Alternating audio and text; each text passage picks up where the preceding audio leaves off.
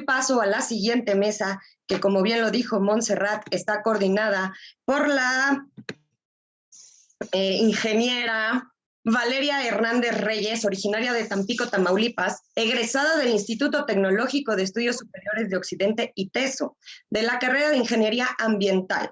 Actualmente es estudiante de la Escuela Judicial Electoral, un diplomado de Ética Judicial Electoral, diplomado de Justicia Inclusiva, diplomado de Comunicación Electoral. En el sector privado se ha desempeñado en empresas dedicadas a la creación, portafolios de inversión para el impulso de agronegocios con el uso de tecnologías de la información, tecnologías limpias y sustentables en el medio ambiente. En los últimos 8 años ha trabajado en el ámbito de la educación y sobre todo ha sido auxiliar docente, subcoordinadora de asistentes académicos de la Universidad de Leiden en Países Bajos, en sus proyectos dedicados a la democratización de la educación y a la investigación académica del terrorismo y contraterrorismo, teoría de la adquisición del lenguaje y teoría de las relaciones internacionales, entre otros. En sector público, en la Comisión Federal de Electricidad, especializándose en el financiamiento de construcción de líneas eléctricas en zonas rurales bajo esquemas PIDIREJAS, gestión de conflictos ambientales, derecho administrativo, manejo de residuos peligrosos y certificación de la industria limpia de subestaciones eléctricas.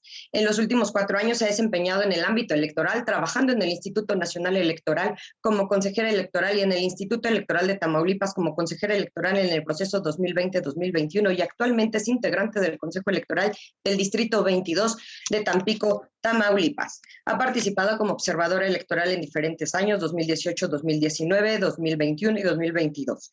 Cursos intensivos en el Programa de Desarrollo de Naciones Unidas de la Comisión Europea, en participación juvenil en procesos electorales, reforzamiento en credibilidad y aceptación de procesos electorales y participación de las mujeres en el ciclo electoral.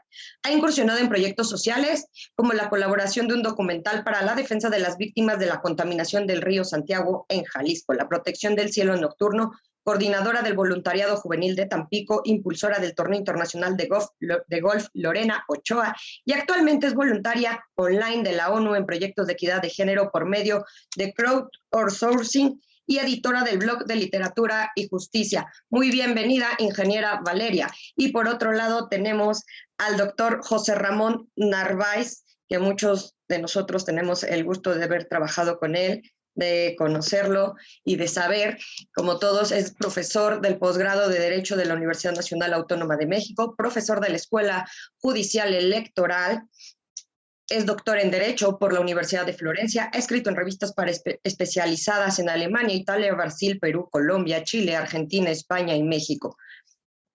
Es fundador e investigador del Instituto de Investigaciones de Jurisprudencias y Ética Judicial SCJN, investigador del Centro Nacional de Derechos Humanos, secretario académico de la Escuela Nacional de Estudios para el Desarrollo Agrario, actualmente profesor investigador de la Escuela Judicial Electoral y de la Facultad de Derecho. Tiene un sinnúmero de publicaciones, entre algunas de sus obras se encuentran Cultura Jurídica, Ideas e Imágenes por Rúa 2010, Derechos Indígenas y Candidaturas Plurinominales, Tribunal Electoral del Poder Judicial de la Federación 2011, El Cine como Manifestación Cultural del Derecho, Tiranti Lo Blanche 2012, Esbozos de la Historia Constitucional Matizada, Editorial Académica Española 2012, entre otros. Es para mí un placer poderles dar la más cordial bienvenida a esta mesa que para el área de teatro ha sido el área de artes ha sido un placer poder coordinar esta mesa, dado que lunes tuvimos cine, martes literatura, ayer miércoles teatro y hoy en día para mí es un placer comenzar este cierre de los trabajos del área de arte con una mesa totalmente híbrida. Como todos sabemos, José Ramón Narváez también es conductor de cultura pop que aparece en redes sociales. Entonces, este híbrido que logra hacer el doctor Narváez y la ingeniera Valeria entre cómic, anime, mangas, ahora multiversos, series, películas. Entonces, para nosotros, para el arte, es un placer recibirlos. Y sin más, les cedo las palabras a la ingeniera Valeria y al doctor José Ramón Narváez. Adelante. Muchísimas gracias, estoy muy contenta de estar aquí. Gracias a Yanela por coordinar todo el esfuerzo con los 4 integrantes.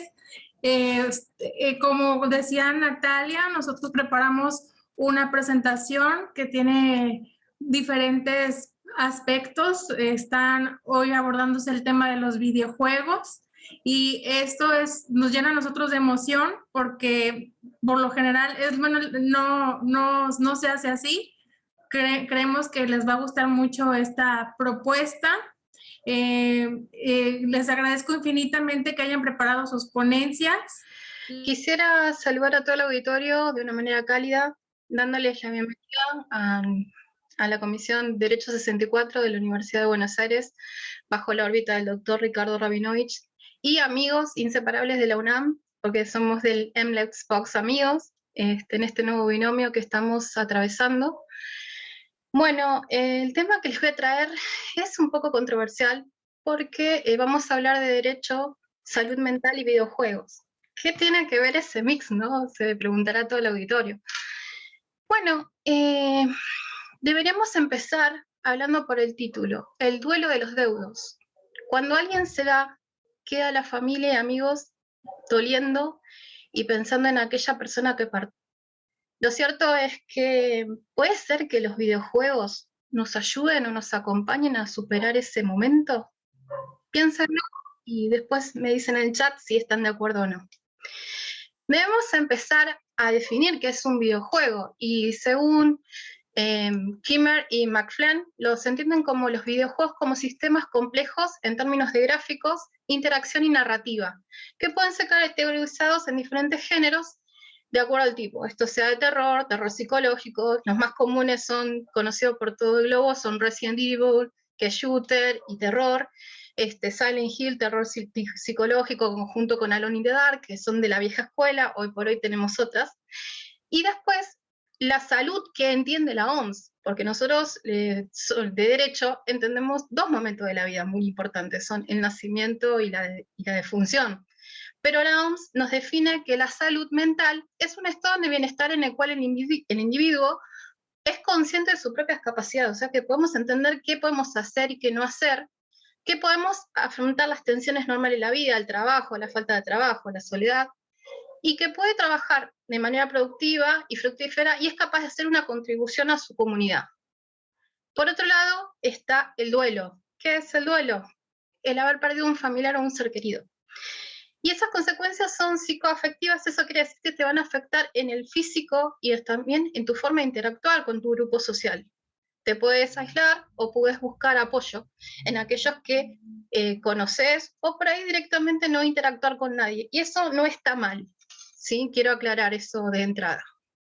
Para la OMS, se entiende que cuando existe la muerte, como somos seres biológicos y no seres jurídicos en términos de que nace o muere, a nosotros nos importa la hora de nacimiento y la hora de la defunción, la OMS entiende que el morir es un proceso biológico. Que eso quiere decir que hay 7 criterios que se tienen que cumplir para declarar que una persona está fallecida.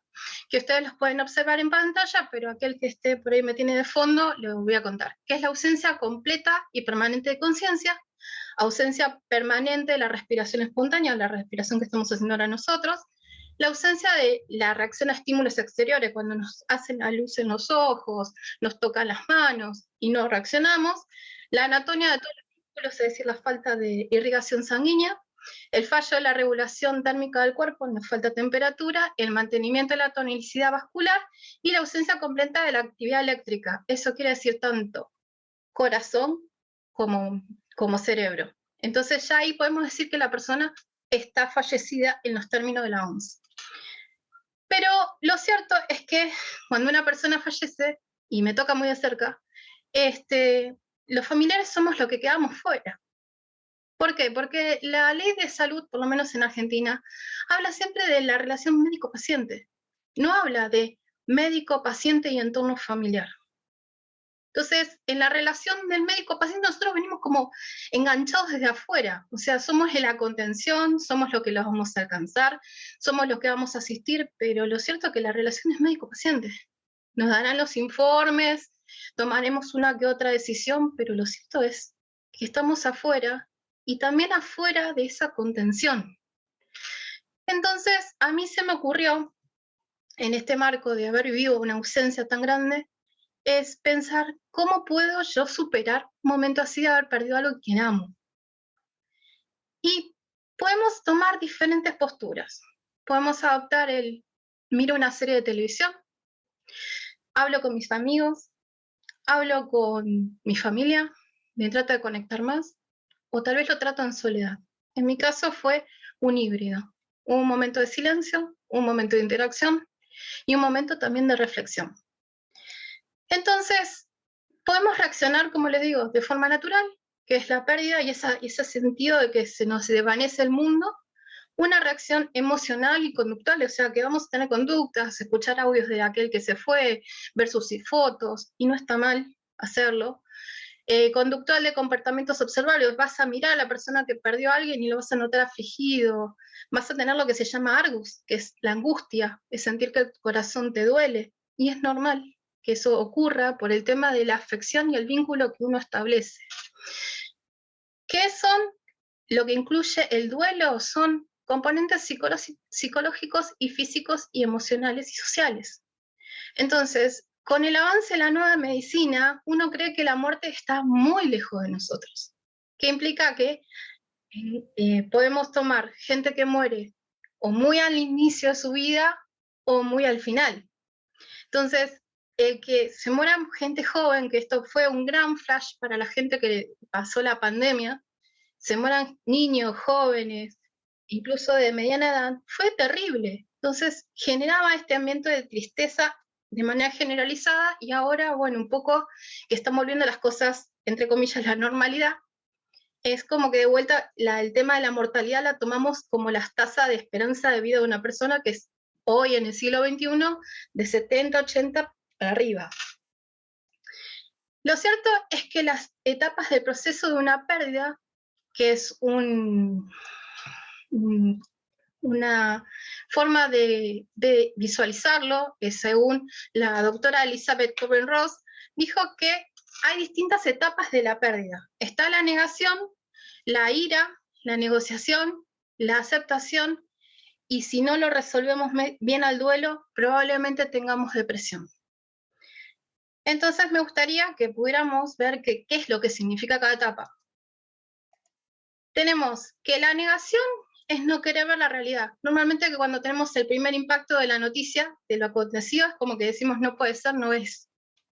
Después está la ira, que probablemente surge el enojo de buscar, de culpar a alguien. Y normalmente escuchamos mucha gente que ha perdido un familiar, lo primero que quiere es la historia clínica o culpar de una mala praxis. ¿Por qué? Porque no puede ser que esa persona se haya ido. Después puede aparecer la negociación, que la negociación normalmente es hablar con Dios, que esa persona todavía sigue tal vez con vida, o con alguna deidad que uno crea, o en el universo, para tratar de frenar ese evento de que pueda ocurrir. Después llega la aceptación en algún momento, que es, bueno, aceptamos la pérdida, que se ha ido, y que tenemos que continuar nuestra vida. Y el terrible caso que se ha dado muchas veces es la depresión, que es cuando no podemos superar el evento, se vuelve más consciente de la pérdida de la persona, y hay tristeza y rechazo. Entonces, normalmente después tenemos que asistir a otros profesionales de la salud para poder restablecer a esta persona de la pérdida. Como estuvieron viendo ustedes, hay una chica que está de fondo, que ahora les voy a contar quién es, también sufre ese tipo de pérdida, y ella nos va a hablar de su historia. Lo que es necesario entender que hay distintos tipos de duelo. Tenemos el normal, que es el que se da comúnmente, que es cuando uno sufre las etapas, que se pueden dar de manera indistinta, y pasa un tiempo y nos restablecemos y se vuelve a estructurar nuestra vida. Después está el patológico, que es la persona que no es capaz de asimilar esa situación por ninguna manera. Entonces tiene respuestas emocionales y conductuales que son poco llamativas. Está el anticipativo, que es el duelo que comienza antes de la pérdida. Esto quiere decir que uno ya se empieza a despedir en vida de esa persona porque sabe que esa persona se va a ir. Ya sea, un ejemplo muy claro es el diagnóstico de cáncer, o que sepan que tiene una enfermedad terminal. Entonces uno empieza a aceptar la idea que esa persona se va a ir y empezás a hacer actividades como para que esa persona se sienta bien. Y el inesperado, que es aquel que se produce espontáneamente, que es como un corte abrupto en nuestra vida. Puede ser que ocurra a través de un accidente de tránsito, un suicidio, o un homicidio, entre otras ideas que les tiro, ¿no? Cada proceso de duelo es subjetivo, o sea, no es la misma forma en que yo voy a resistir el duelo que aquel que lo va a vivir de otra manera. Entonces, Este tipo de duelo, que es el más normal, el que te cuesta el desencajado y que después vas a ir estructurando tu vida, es el más normal entre toda la comunidad. Pero se puede dar los que les digo, el patológico y el anticipativo. Bueno, volviendo sobre el marco de los videojuegos, quisiera hablarles de Hellblade, Senua's Sacrifice. Es un juego que se da en la consola de Xbox. Fue lanzado, es muy novito, en tema, es del año 2019, perdón, y lo desarrolla Ninja Theory, y está en la plataforma de Xbox. Esta historia nos va a hablar de Senua, que es una chica celta. Es muy importante retener esto. Quien tiene una pérdida muy importante en su vida. Pierde su pareja de vida, y perdón por el spoiler, a mano de los vikingos que sacrificaban a unos dioses nórdicos. Siendo ella celta y otra religión, para ella es muy importante ir a buscarlo, y lo va a ir a buscar al Valhalla. Por eso, hay algo que la va a caracterizar continuamente, que hace que por ahí el usuario se siente incómodo, es que podemos vislumbrar las voces que continuamente atacan su mente. Tiene un viaje a un héroe, porque ella va a ir a buscar a este novio a ese lugar, porque le dijeron que si ella iba hasta el Valhalla no lo iba a encontrar, y lo podría retornar al mundo. Y la pregunta resultante es si la vivencia de Senua es real o no durante el videojuego, porque vamos a ver todo desde su perspectiva. ¿Qué es lo que buscó este grupo de trabajo? Es hacernos empatizar con una persona que tiene una enfermedad como la esquizofrenia. ¿Y por qué? Nos muestran las experiencias traumáticas que ha tenido Senua. Ella sufre el maltrato de su padre, ya que la encierra siempre en una habitación cuando era chica.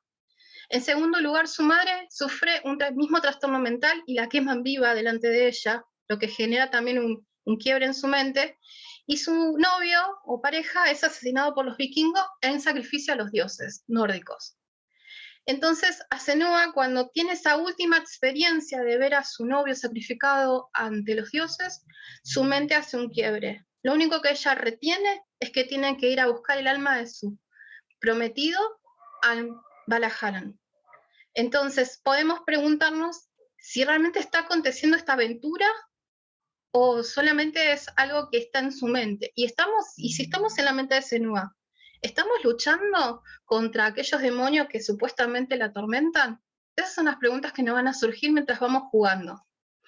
La esquizofrenia, es necesario que la conozcamos, es un problema de cognición y de comportamiento y de emociones. Y normalmente se da con fantasías que son muy vívidas, así como alucinaciones. Como ustedes pueden ver, ella está acostada en el piso y puede ver la imagen de su novio proyectada.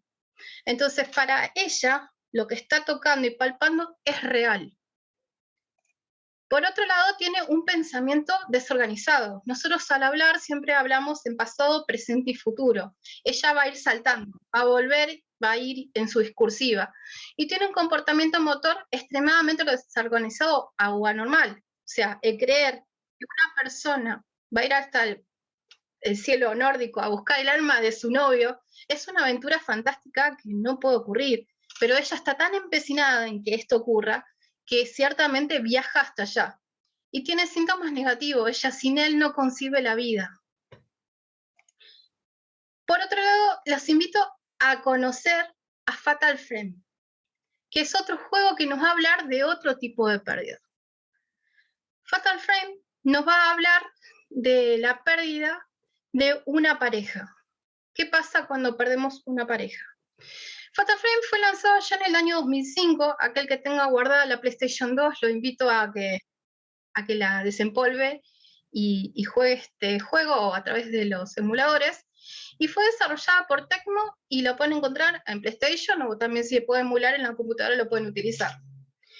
Este proyecto, el Tormento, tiene una cuestión que está más vinculado entre el mundo espiritual y el mundo real. Fatal Frame, o La Voz del Tatuaje, también conocido en castellano, se lanzó primero en Europa y después se traslada al globo, acá, a Latinoamérica. La temática está basada en la siguiente: es la pérdida de un ser querido, en este caso el novio, la culpa de haber sobrevivido a un accidente fatal y seguir con vida. Y nos surgen dos preguntas que van a ser importantes. ¿Podemos seguir a los muertos a través de los sueños? ¿O comunicarnos con ellos? Y el mundo onírico y el de la vigilia, que es el que nosotros ahora estamos despiertos e interactuando, ¿sus límites pueden desdibujarse? O sea, si alguien nos ataca en el mundo de los sueños, ¿podemos padecer ese tipo de afección física? Son las preguntas que nos van a hacer al iniciar el juego. Yo, que era el esposo de esta chica de Reika, es visto después del accidente muerto en una mansión encantada. ¿Qué sucede? Rei empieza a fotografiar, porque era fotógrafa, lleva una cámara y saca la foto de su novio en ese lugar, lo que le genera a ella una obsesión por saber si es su novio el que anda caminando por la mansión, a pesar de haber tenido un accidente de tránsito y a pesar de haber sobrevivido y haberlo enterrado, sabiendo que eso era imposible. Lo cierto es que este mundo fantástico, el de los sueños, va a tener conexión con el mundo real. Pero acá lo que van a hacer es que cada vez que interactúes con ese mundo, vas a terminar con un tatuaje. Ese tatuaje puede cubrirte tu cuerpo entero y puedes terminar muriendo en el mundo real y viviendo en el mundo de los sueños. ¿Qué pasa con este videojuego? ¿Qué se va a caracterizar? Que vamos a tener dos tipos de historias que van a ir contadas. Tenemos la historia de ellos, que es la pareja que uno pierde la vida, y el otro es el de la princesa o de la sacerdotisa que está tatuada, que es la guardiana del universo de los fantasmas y el mundo real. Porque dicen que el mundo de los muertos y el mundo de los vivos se están separados por una brecha, y es necesario que haya alguien como una sacerdotisa que contenga el dolor de la pérdida de un familiar para que esos dos mundos sigan separados. Lo cierto es que la sacerdotisa tatuada también se había enamorado y ella no podía olvidar a su pareja. Lo cierto es que cuando ese tipo de resquebrajadura existe, los dos mundos empiezan a colisionarse, tanto el mundo onírico como el mundo de los vivos, como el mundo de los muertos. Esto es conocido por los psicólogos de los hospitales y saben que existe este tipo de condición donde cada vez que sueñes con este lugar, con esta mansión encantada, vas a volver con un tatuaje, y si ese tatuaje cubre todo tu cuerpo hasta tus ojos, no despertarás jamás. Lo cierto es que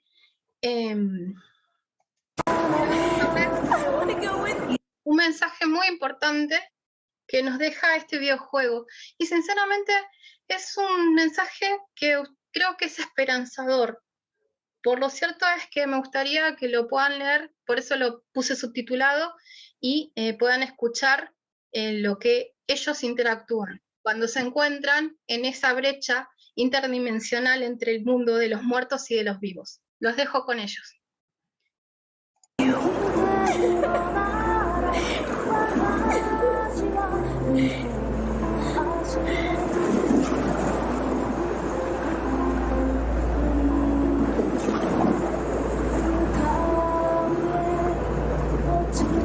You are always with me, no matter what. You gave me so much because you were with me.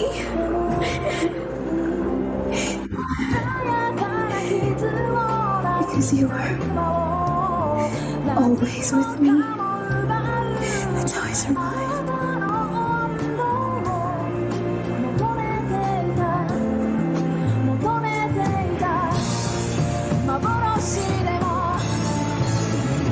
I'm so sorry.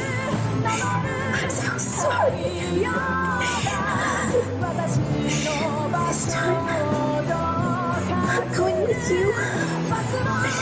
Thank you.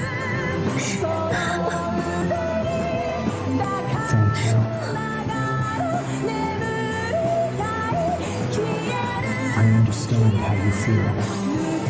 I understand.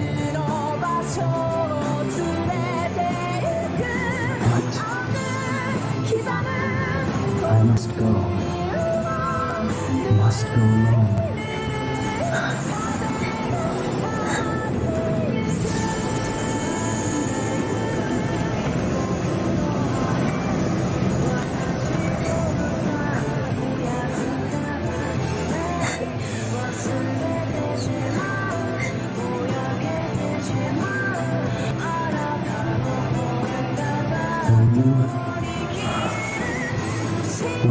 die, then I'll be gone forever. As long as you go on living, a part of me will continue to live on.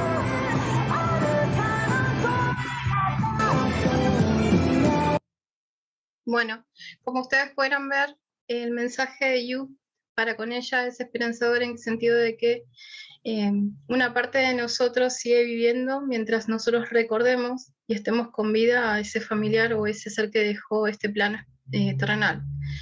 Por último, me voy a despedir con alguien que es muy importante para mí porque fue uno de los juegos que jugué con mi papá. Se llama Silent Hill Shattered Memories. También es bastante viejito, soy más de la vieja escuela, y fue lanzado allá por el año 2010, o sea que lo pueden encontrar en Wii, en PlayStation 2 y portable también de PSP, también lo pueden. Y es también un terror psicológico. Aquí nos vamos a encontrar con otro tipo de temática. Acá yo ya dejo de hablar de la pérdida de parejas para pasar a la pérdida tal vez más importante para los padres, que es la pérdida de una hija, en este caso. Para aquellos que hayan jugado Silent Hill original, saben que Cheryl desaparece en Silent Hill y que su papá Harry Mason la está buscando continuamente a través de los espacios de Silent Hill.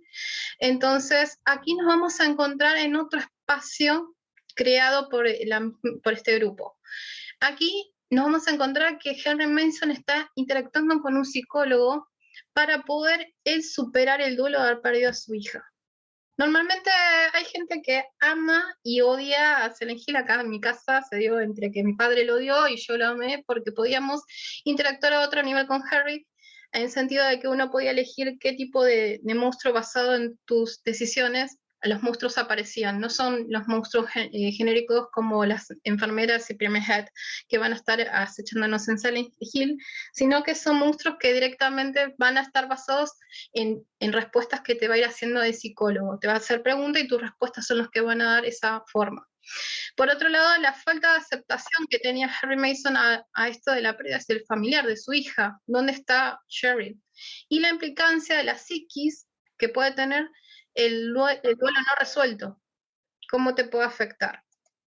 La crítica es que todos dicen que es una reversión de Silent Hill 1, el de PlayStation 1, que fue lanzado ya en 1999, y en realidad acá es diferente, porque a diferencia de Silent Hill común, que vamos a tener como armas para matar los monstruos, acá no, es completamente huir e interactuar con el psicólogo cuando volvemos del mundo de Silent Hill al mundo real. Entonces acá va a estar más personalizado.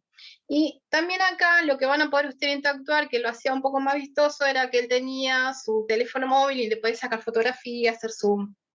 Es mucho más tranquilo que el Silent Hill original. Bueno, los enemigos, como les vuelvo a decir, van a estar, y eso hasta en Twitter se habló porque lo investigué, que esto era que los personajes eran diferentes, que eran basados en decisiones, lo que llamaba eso a ver qué era lo que nosotros pensábamos cuando nos hacían el cuestionario, qué tipo de monstruo nos podía acechar. Así que los invito a que chusmeen un poquito a Silent Hill en Shattered Memories. Por último, quisiera dejar una frase que me pareció pertinente y es: la vida del hombre no puede ser vivida repitiendo patrones de su especie. Es él mismo, cada uno, el quien debe vivir. El hombre es el único animal que puede estar fastidiado, que puede estar disgustado y que puede sentirse expulsado del paraíso. Tal vez el paraíso lo estamos viviendo cada día sin darnos cuenta cuando compartimos nuestro tiempo con nuestros familiares. Así que los invito a que le den un fuerte abrazo a todos sus familiares, a sus parejas y a sus novios. Muchísimas gracias y besos al cielo, José Luis. Muchísimas gracias, Yanela, por haber compartido tan emotiva presentación, por todo el esfuerzo que hiciste en una etapa tan difícil y por compartirnos juegos que son muy útiles. Yo quiero agregar una frase de Jane McGonigal, que hizo el juego Super Better, que es para superar los derrames cerebrales. A ella le pasó esto. Y ella tiene una frase: cuando juegas, afrontas los desafíos difíciles con más creatividad, más determinación y más optimismo. Esos son los beneficios de un videojuego que te permiten escapar con creatividad de ese duelo. Damos la palabra a la siguiente, al siguiente ponente. Bienvenida, Elizabeth. Bueno, hola a todos, muy buenas noches. Es un gusto para mí estar con ustedes. Yo siempre he sentido que mi corazón está dividido en 3 pedacitos. Un pedacito para México, que amo tanto, adoro México.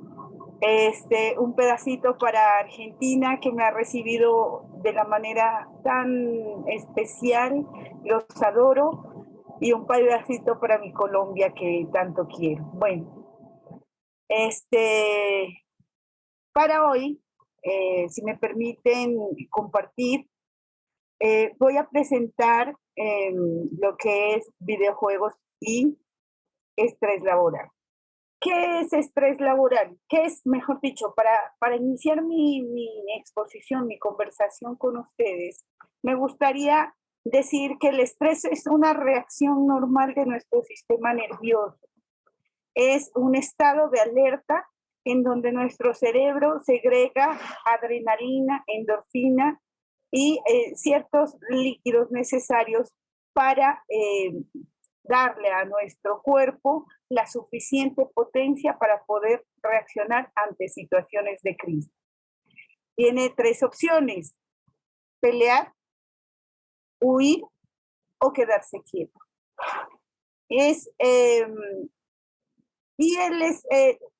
Ahora, tenemos que, de acuerdo a la OMS, el estrés crónico que se puede sufrir dentro de un ámbito laboral se considera como una epidemia mundial. Entonces, ¿cómo así? Que una reacción tan fuerte como lo es el estrés se puede generar en un ámbito laboral, también se puede generar en un ámbito educativo, en cualquier aspecto de nuestra vida. En una empresa hay situaciones que, a pesar de que son tan pequeñas, pueden generar esta situación. Por ejemplo, los chismes, los rumores, los malos tratos, ¿sí? El exceso de trabajo. Entonces, poco a poco van menguando nuestra capacidad de reaccionar. ¿Por qué el estrés se vuelve crónico? Porque nuestro cuerpo, nuestro sistema nervioso está adecuado para que nuestra reacción de estrés sea momentánea, dure entre 5 y 10 minutos y vuelva a su estado normal. Sin embargo, si esta situación es prolongada, ya se genera esto como una patología. El estrés en un entorno laboral es un problema creciente, inhabilitante y con un costo personal, social y económico muy importante. Este costo no solo es para la empresa, no solo es para el trabajador, sino también para su familia. ¿En qué sentido? En que si el trabajador está afectado por el estrés, va a disminuir su capacidad de laborar. Va a disminuir su capacidad de relacionarse socialmente con sus colegas y con el público al cual tiene que atender. Y esto le va a afectar en su economía y en su vida familiar. ¿Cuáles son los síntomas? Hay unos síntomas que se pueden enlistar y que fácilmente los podemos encontrar en cualquier página de internet o en el DSM-4 o DSM-5, que son el manual estadístico de las enfermedades mentales. Entonces tenemos un frecuente dolor de cabeza, dolor muscular, dolor en el pecho, fatiga, que le provoca falta de motivación, además lo puede incitar a consumir cigarrillos, drogas, alcohol o sustancias un poco más fuertes, dependiendo del grado de estrés que tenga. El malestar estomacal, se da por la tristeza, depresión y lleva a bajar el ritmo al ejercicio. Pero también este malestar estomacal se lo puede asociar a niveles de ansiedad que le produzcan esas situaciones que está viviendo dentro de la empresa, dentro del lugar de trabajo. Incluso puede darse una fobia a ir al sitio de trabajo o a relacionarse con el jefe o con determinadas personas, ya sean colegas o el público o las personas a quienes estén involucradas en tu trabajo. También esto a nivel personal le da un cambio en su deseo sexual. Se puede fomentar una características de irritabilidad y se enoja muy fácilmente. Lo mismo sucede con el cansancio y los problemas para dormir. Puede ser que tenga mucho sueño o que aumente su sueño. De igual manera, se relaciona estas situaciones de estrés a características ya más profundas como el peso, como su apariencia, ¿sí? Y a bajar sus defensas de tal manera que se le provoque ser presa fácilmente de enfermedades como la gripe. También por el cansancio y por esta alta estimulación corporal, va a tener consecuencias a nivel de su memoria. ¿Qué enfermedades están relacionadas con el estrés? Generalmente se asocian 4 enfermedades importantes, como son las enfermedades cardiovasculares, la depresión, la ansiedad, y puede hacer surgir la diabetes o puede agravarla si ya la tiene.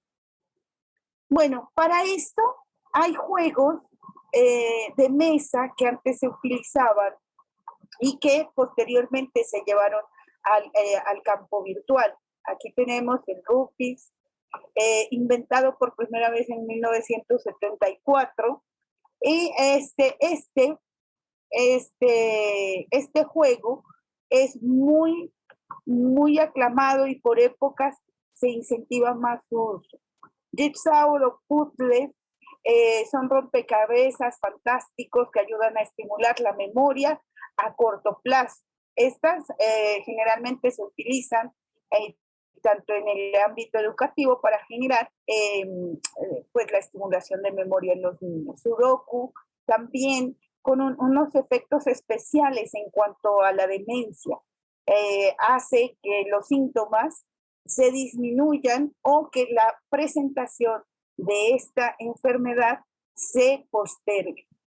Chess o el ajedrez es un juego que es a nivel mundial muy, muy querido, y el solitario, que considero que es uno de los juegos que más utilizados, además fáciles porque se puede jugar en conjunto o, como su nombre lo dice, en solitario. Tenemos otros juegos. Para ello quisiera tratar cuáles son las características de esos videojuegos que nos ayudan a liberar el estrés. Miren, la estética de estos videojuegos están dirigidos a generar en nuestra mente, en nuestro inconsciente, a través de la música, de vibraciones, de imágenes, de lugares con mucha creatividad, nos van a conducir a otro mundo. Es decir, nos van a permitir desconectarnos de nuestra realidad momentáneamente. ¿Qué sucede? Que cuando nosotros nos desconectamos de un problema, cuando regresamos, tenemos muchas más formas de interpretarlo y de mirarlo, y es para nosotros mucho más fácil tomar decisiones. Ahora bien, ¿qué juegos nos pueden brindar esta liberación de estrés? Aquí tenemos uno que es ODE, es una experiencia audiovisual, un experimento sensorial que nos pone la piel en una extraña criatura que camina dentro de una burbuja. Miren esa imagen, caminar dentro de una burbuja inconscientemente nos está diciendo que estamos protegidos. Entonces, manda a nuestro inconsciente esa información. Estamos protegidos en estos momentos de ese problema que nos aqueja. Esto nos hace, nos permite liberarnos de ese problema, así sea un momento, que nos permita respirar de él y poder buscar, encontrar otra solución que no hayamos visto antes. Entonces, esta extraña criatura va a explorar 4 planetas de aspecto alienígena en busca de estrellas caídas. Al recogerlas se activan mecanismos musicales combinados con nuestras acciones en el escenario, se crean diferentes ritmos y composiciones musicales. Miren lo interesante de este juego. ¿Por qué? Porque la música, hay muchas personas que son auditivas, que son visuales, que son kinestésicas. Entonces, miren que el videojuego le permite estimular todas estas características, haciendo que nuestro sistema nervioso libere adrenalina y endorfina y que nos cause felicidad. El Apsu, que es un robot cuya habilidad es bucear y también se conecta con criaturas marinas. A las personas que nos gusta el agua y que nos gustan todos los animales, esto va a ser completamente relajante. Y más aún, porque se exploran maravillas del océano descubierto.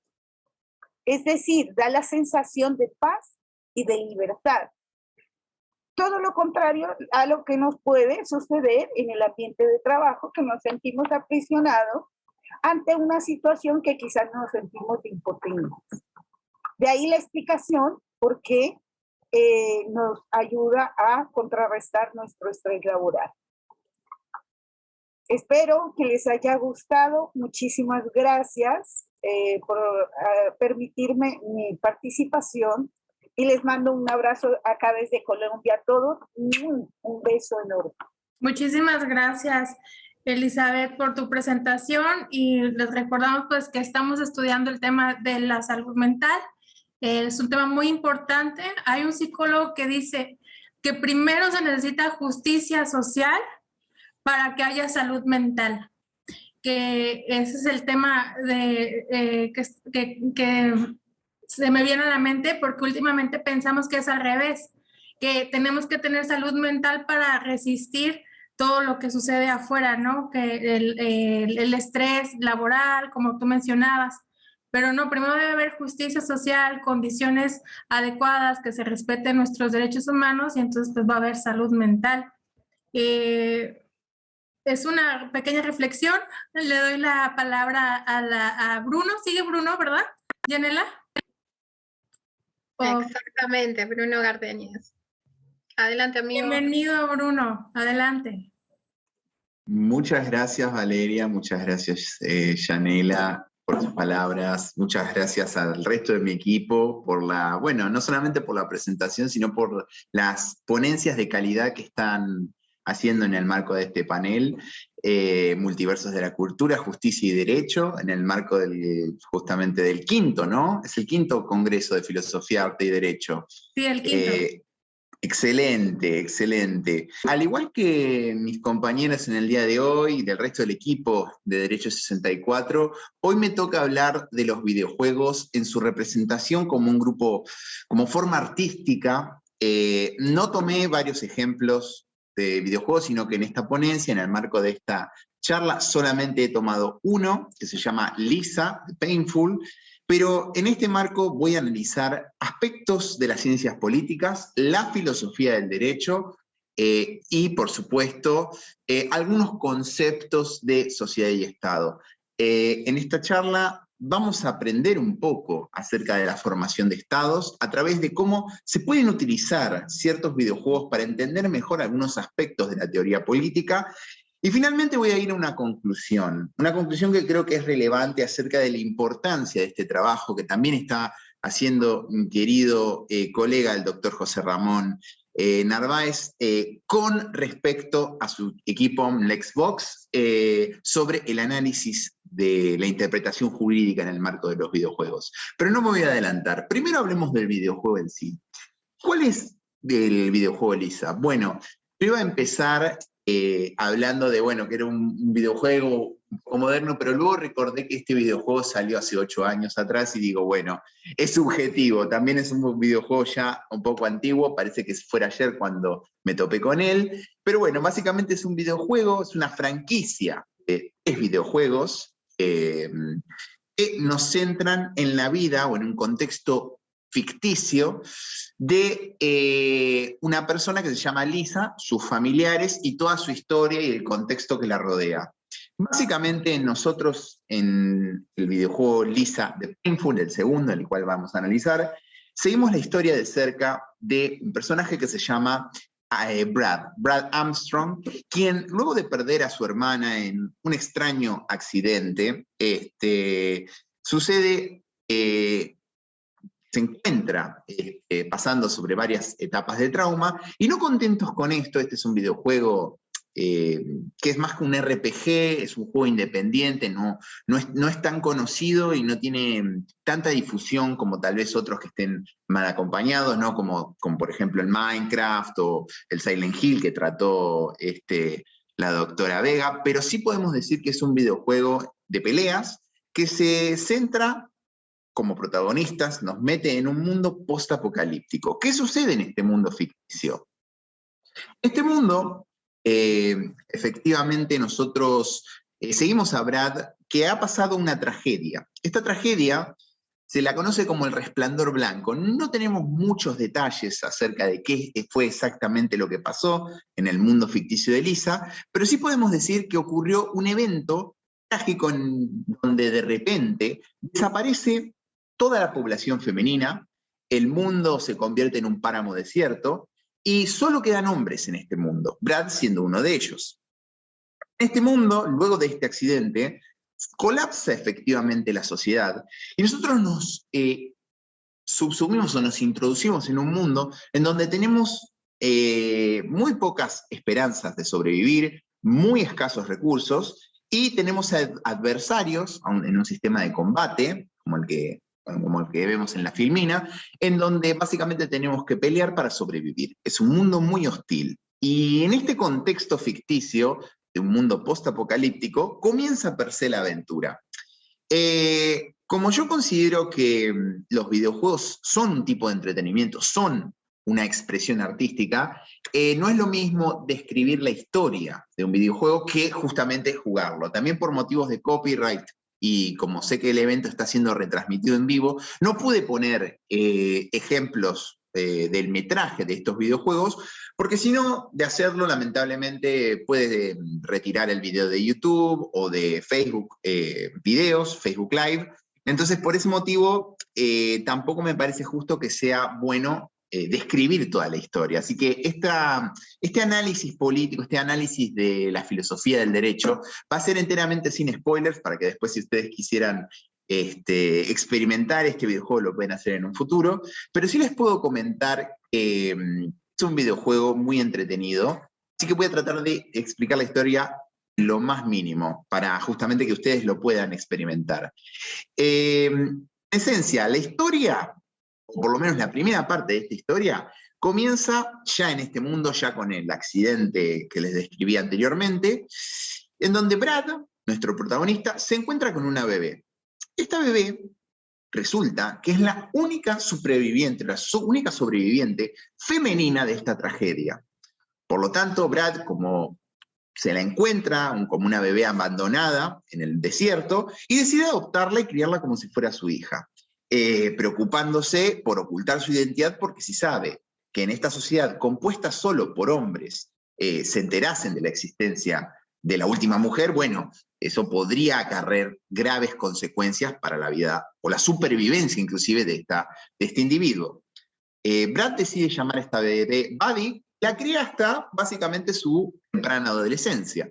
Se genera un muy lindo vínculo, que lo vemos siempre desde la perspectiva de Brad, en donde trata de criarla y darle, dentro de la medida de lo posible, su protección, pero siempre ocultándola del resto de la sociedad.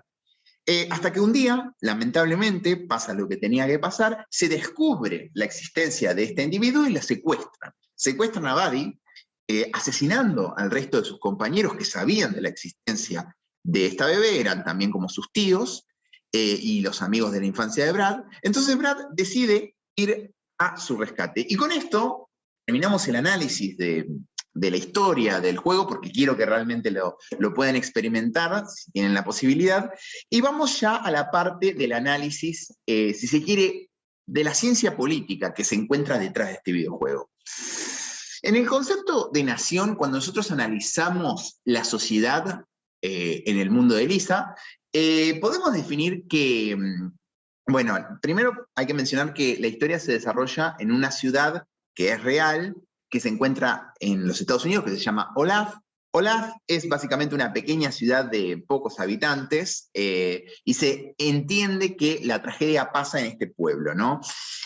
No podemos hablar de la existencia de una nación como tal porque vemos muchas minorías étnicas dentro de la misma, predominantemente lo que antiguamente era la nación estadounidense o nativos de esta cultura y esta sociedad. El juego originalmente está en inglés, existen traducciones en español, pero la sociedad es norteamericana con algunas diferencias étnicas. Cuando hablemos de la organización política, nosotros no haremos mención al concepto de una sociedad-estado, sino simplemente de un estado. Porque vemos que dentro de este mundo existen varias organizaciones que de alguna manera se arrogan el control de lo que antiguamente era la ciudad de Olathe, como si fuera el dueño de ese territorio. Ahora, en este mundo existen muchas tribus que dicen ser el soberano del territorio anteriormente conocido como Olathe. Entonces, ¿podemos hablar realmente de que existe un estado en una sociedad postapocalíptica, concretamente la del videojuego? Bueno, el concepto de estado básicamente es justamente el de una organización capaz de controlar efectivamente un territorio y ejercer su soberanía sobre el mismo.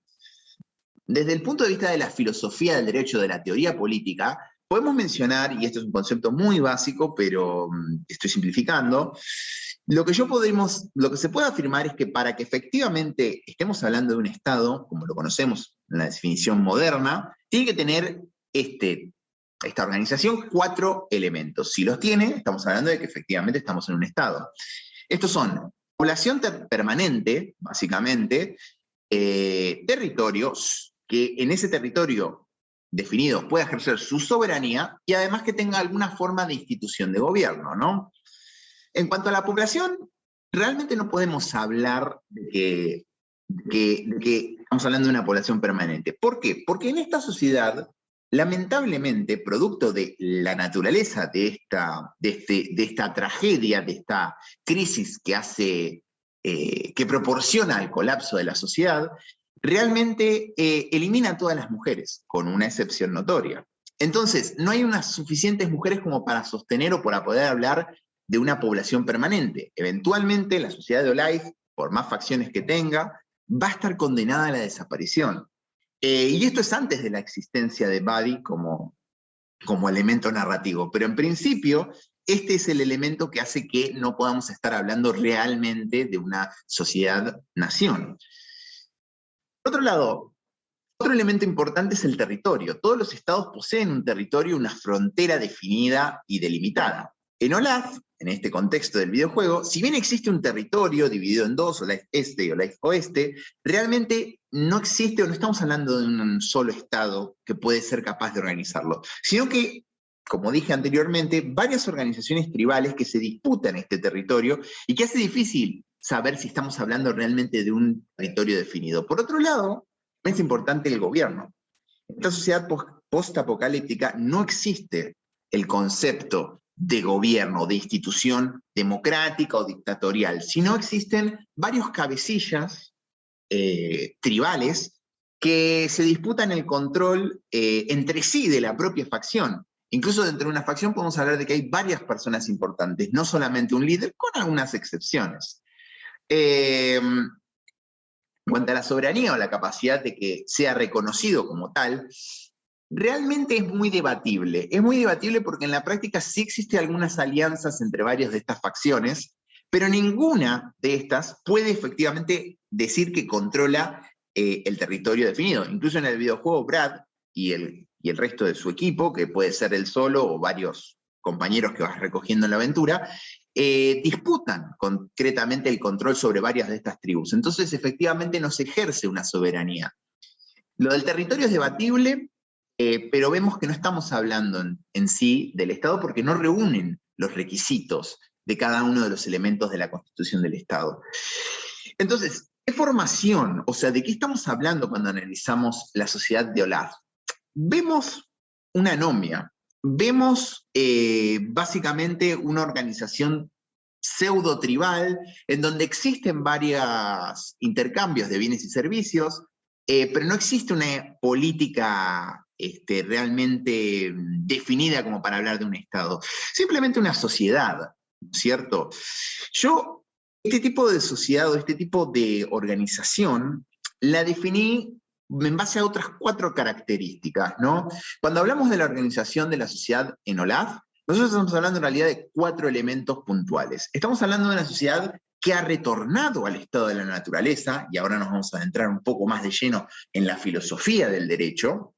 Vemos que Olaf volvió a un modelo de neo-iusnaturalismo, neo porque en realidad es la negación del Estado de Derecho como lo venimos viendo, y porque no es exactamente un modelo iusnaturalista como sí lo eran en las sociedades antiguas, aunque presentan algunas similitudes.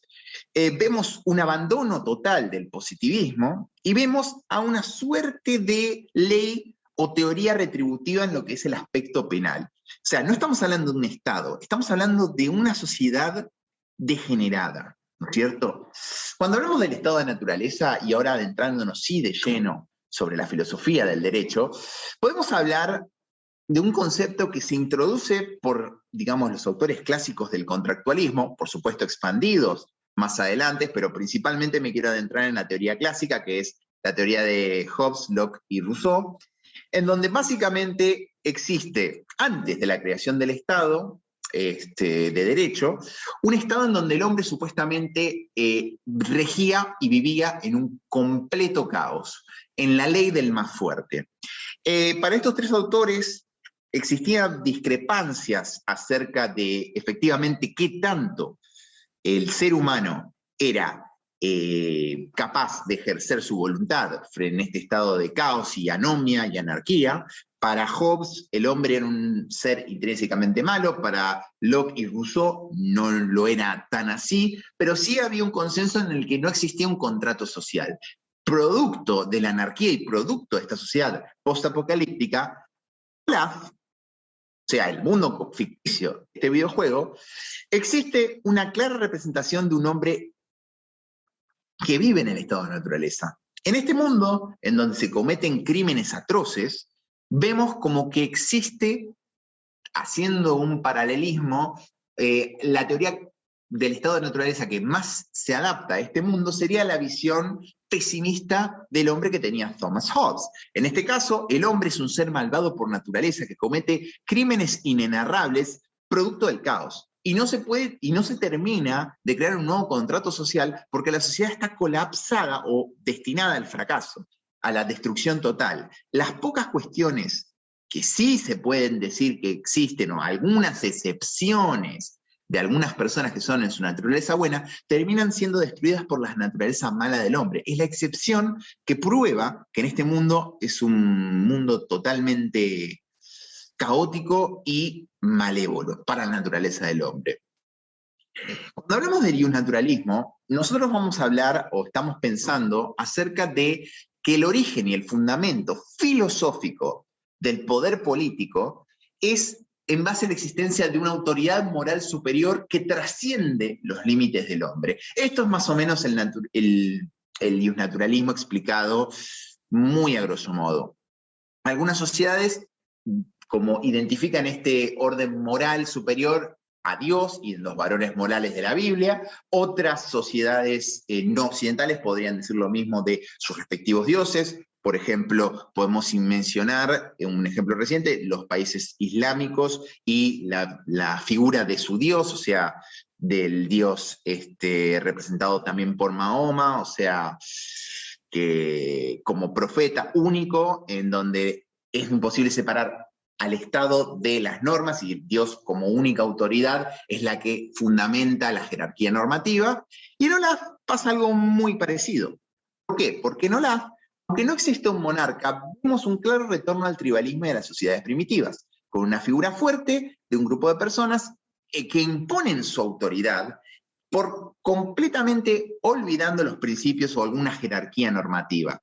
Y es interesante porque en este videojuego, sin hacer muchos spoilers, vemos algunos ejemplos de neoreligiones paganas que se imponen acá, que es que vemos que es el ejemplo claro que nosotros tenemos en la mente cuando decimos, ¿qué pasa cuando el hombre abandona las leyes escritas y vuelve a un sistema anterior, un sistema basado en las creencias y las tribus paganas? Cuando se elimina el sistema de educación pública y vuelve el misticismo a rondar sobre estos paradigmas, ¿no? Y en este marco podemos pensar, y bueno, ¿qué pasó con la norma positiva? Justamente, el positivismo o el positivismo jurídico, ¿no?, es el actual modelo de organización filosófica de las sociedades orientales. En este punto, como debe haber muchos filósofos en la audiencia, voy a hacer una pequeña aclaración. Sé que el positivismo ya se encuentra superado en muchos estratos de las ciencias sociales, y sé que para algunas personas representa un momento oscuro en el marco del desarrollo de las ciencias filosóficas como tales. Sí es necesario aclarar que en el mundo del derecho todavía priman muchos conceptos positivistas, y que de hecho esto, contrario a lo que podría parecer, aumentó mucho las ciencias jurídicas al punto de superar muchas veces el paradigma anterior del justnaturalismo. Entonces, en este caso, en el positivismo jurídico normal, vemos que la norma o la moral de Dios, o incluso la voluntad del monarca, se separa del mundo del Estado y del mundo de las normas de derecho.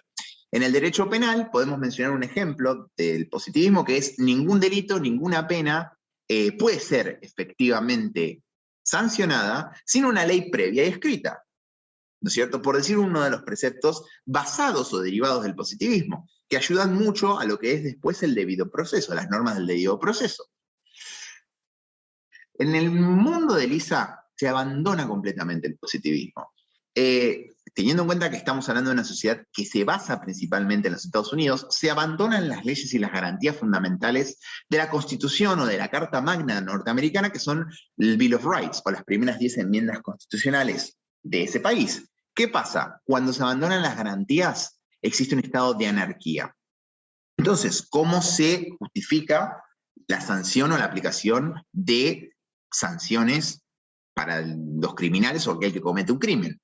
Si nos vamos a la antigüedad, podemos mencionar uno de los ejemplos que está en el Código de Hammurabi, ¿no es cierto? Sin irnos muy de lleno y sin explicar mucho en específico esto, porque esto no es una clase de historia, podemos mencionar un viejo principio de ojo por ojo, diente por diente. Si un criminal comete un delito, bueno, ha atentado contra el orden natural de las cosas, y por lo tanto se lo tienen que castigar. ¿Cómo se lo castiga? Aplicándole un daño de igual proporción al que él ha cometido. Ahora, ¿la ley del talión se cumple en el mundo de Lisa? No. ¿Por qué no se cumple en este mundo? Porque no existe una retribución proporcional, no existe una tabla de Hammurabi o una norma escrita en algún lado que diga aquel que ha cometido un crimen tiene que devolver. No. Y aunque hubiera en este mundo, es la ley del más fuerte. O sea, ¿qué es lo que pasa en esencia? En respuesta a los crímenes que el jugador comete, o mismo que le cometen al jugador, por ejemplo, el secuestro de su hija, los daños que recibe a lo largo de la historia, o los otros delitos menores que van surgiendo, el jugador y el mundo responde de forma mucho más exagerada, en un principio no solamente retributivo, sino de absoluta venganza, porque recordemos, estamos en el estado de naturaleza, no existe una autoridad política capaz de, en este estado fallido, postapocalíptico, de retribuirlo o de poder aplicar efectivamente su soberanía. Como ya dijimos, si estamos en presencia de un Estado, es un Estado fallido. Lo cual me lleva ya a la conclusión de este trabajo, ¿no? ¿Cuál es el objeto de lo que estamos hablando? Y ahora, en este punto, vemos que estamos ante una sociedad post-apocalíptica, con un Estado fallido. Pero estamos hablando siempre de un videojuego, o sea, ¿qué relevancia tiene analizar filosóficamente, desde el marco de la filosofía del derecho, políticamente, una sociedad que en esencia es ficticia, ¿no? O sea, que no va a pasar, ¿no es cierto? ¿No va a pasar? Recordemos algo. Toda obra de ficción, incluso los videojuegos, están basadas en parte ¿en qué? En la vida real. Recordemos que no es la primera vez en el mundo en donde una sociedad colapsa. Lo que pasa es que nosotros no estamos acostumbrados porque vivimos en una sociedad moderna. Pero esto ya ha pasado y la historia, las evidencias historiográficas lo han demostrado día a día. Desde la caída, desde las tablillas del código Hammurabi que les acabo de mostrar, desde el imperio de Babilonia, tanto el antiguo imperio egipcio, el imperio asirio, los romanos, pasando por el nuevo imperio romano del oriente, o sea, Bizancio, estamos hablando de sociedades que han colapsado, estados que ya no existen más. Y estamos hablando de un colapso sistémico generalizado en donde completamente se produce un nuevo estado de naturaleza. Esto sí trajo aparejado un colapso completo de la sociedad, una anomia, el caos. El videojuego simplemente retrata una situación ficticia que podría perfectamente darse en la vida real. Hoy estamos en un mundo complicado. Venimos de un marco de la pandemia del COVID-19 e inmediatamente después de este contexto, Europa está nuevamente subsumida en la guerra. Estamos viendo recién consecuencias económicas desastrosas por parte de este conflicto. Han habido casos de escasez de alimentos, producto de una crisis alimentaria, inflación galopante en muchos países, incluyendo en Estados Unidos, por ejemplo, y hoy múltiples focos de conflicto surgen en Europa y muchas amenazas también por parte de ambos lados, pero principalmente de uno de los dos lados en este conflicto, de una respuesta nuclear total. El flash blanco de Lisa puede ser equivalente ¿a qué? A un conflicto nuclear real. Nuestro estilo de vida está en peligro. Nosotros como juristas, y hablo principalmente por mí, pero sé que muchos en la audiencia y muchos de mis colegas también me están escuchando, tenemos un deber, ni siquiera moral, estamos hablando de un deber ético. Es importante como profesionales del derecho promover siempre los principios de la paz y del Estado de Derecho, como garantía absoluta de la continuidad no solamente del Estado, sino del bienestar de la humanidad. Nosotros como doctrinarios y como personas de derecho, creemos en el Estado y en la diplomacia como los únicos medios eficaces para generar respuestas positivas y para el beneficio de la sociedad. La guerra trae caos, la guerra trae miseria. Y quizás un videojuego de hace 8 años atrás, removido un poco del contexto actual, pero sí conectado con lo que nosotros vamos a trabajar, es una de las pocas herramientas que nos hacen parar y reflexionar acerca de qué es lo que queremos como sociedad, qué esperamos como personas, y que nuestro deber es tener una advertencia de que esto que pasó en Lisa, esto que pasó en Olaf, podría pasar. Y de cómo lo podemos evitar analizando una obra artística que nos recuerda que nosotros tenemos un deber moral de respetar y hacer respetar las leyes del derecho. Desde ya, con esto concluye mi exposición. Doy un agradecimiento muy profundo al doctor Ricardo Rabinovich Bergman, al profesor nuevamente José Ramón Narváez, a todo el equipo de MLexVox y a todos mis compañeros de Derecho 64 y al Departamento de Ciencias Sociales de la Facultad de Derecho por estar aquí. Ante todo, muchas gracias. Como dijo Shakespeare, la brevedad es el alma del ingenio. Lo único que yo creo, y esto lo voy a explicar mucho más, lo voy a explicar mucho más mañana, es el tema de los videojuegos como arte explicados desde la teoría de la Escuela de Frankfurt. La Escuela de Frankfurt fue una escuela que surgió en Alemania y Norteamérica a finales del siglo XX, que entendía que el tema de las revoluciones hoy en día ya no se iban a poder dar por procesos políticos o por procesos violentamente revolucionarios, sino más bien por el cambio de la conciencia de las clases. Y lo que la Escuela de Frankfurt entendió, especialmente uno de sus teóricos, que es Herbert Marcuse, es el tema de que el arte podía ser una herramienta de la liberación, porque el arte podía influir sobre la subjetividad de las personas. A su vez, hay un autor norteamericano que yo adoro, que es el autor de ciencia ficción Harlan Ellison, que escribió una historia que se llama No tengo voz y necesito gritar. Algún día búsquela, es una de las mejores historias que existe. Mañana voy a explicarles por qué es súper influyente en el mundo de la ciencia ficción. Pero él en un momento le ofrecieron adaptar esa historia corta a un videojuego. ¿Y qué ocurrió? Ellison, cuando discutió con los productores, y esto lo grabó en una entrevista, dijo, sí, yo les voy a permitir a ustedes que adapten mi videojuego. Y es más, les voy a ayudar a ustedes a escribir el guión. Pero explicó, ¿y yo saben por qué se los voy a permitir? Porque yo quiero que ustedes escriban un juego que le enseña a las personas. Entonces, Ellison fue el primer autor que entendió no solo que los videojuegos podían ser un arte, sino que los videojuegos podían tener este rol liberador que la Escuela de Frankfurt le había dado al arte en sí. Entonces, Ellison fue el que entendió que los juegos podían ayudar a cambiar la subjetividad de las personas. De esto voy a hablar muchísimo más mañana, pero sí les quería explicar este tema de que el arte es hoy en día, en el siglo XXI, uno de los mayores espacios que tenemos para la liberación de la subjetividad de las personas, y de que especialmente en Latinoamérica, esto también lo voy a explicar mañana, es súper relevante y es el alma en gran parte de nuestro cine. Y bueno, de esto voy a hablar mucho más mañana, pero quería darles un pequeño preview y también explicarles por qué los videojuegos son arte y por qué los videojuegos pueden ayudar a cumplir esta función revolucionaria que el arte para mí tiene que tener. Muchísimas gracias, José Ramón. Gracias a ti, Juan Sebastián. Te doy las gracias a ti, a nombre de José Ramón, a todos los integrantes de este equipo coordinado por Yanela, y le cedo el uso de la voz a Eddie de la Guerra, que tiene el tema Multiversos, Arte, Justicia y Sociedad. Adelante, Eddie. Muchísimas gracias, muy buenas noches. Un saludo muy cordial desde Ecuador, desde la Universidad Andina Simón Bolívar, a nuestros queridos y queridas amigas de esas universidades hermanas, muy especialmente en México, en Argentina, en Colombia. He estado escuchando atentamente a todos los integrantes de la mesa, ha sido muy importante para mí. Un saludo muy especial y un agradecimiento pues a José Ramón Narváez, que desde hace algún tiempo ya nos conocemos y me ha pedido que participe siempre en este evento. De hecho, me acaba de salir el recuerdo en Facebook que el año pasado estuve participando con el tema de las narrativas del cine y yo me enfoqué en las narrativas musicales. Era la primera vez que lo hacía y desde entonces quedé bastante fascinada, inclusive con la narrativa musical del cine jurídico. Para el día de hoy voy a salirme un poquito del contexto de las presentaciones previas porque todas se concentraron en el videojuego. En realidad yo quiero ceñirme un poco al tema específico de la mesa.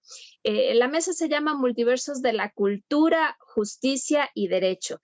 Y por eso es que quise seleccionar un tema relacionado al multiverso, tomando los conceptos del multiverso para establecer articulaciones entre esos elementos que son planteados por el propio nombre de la mesa.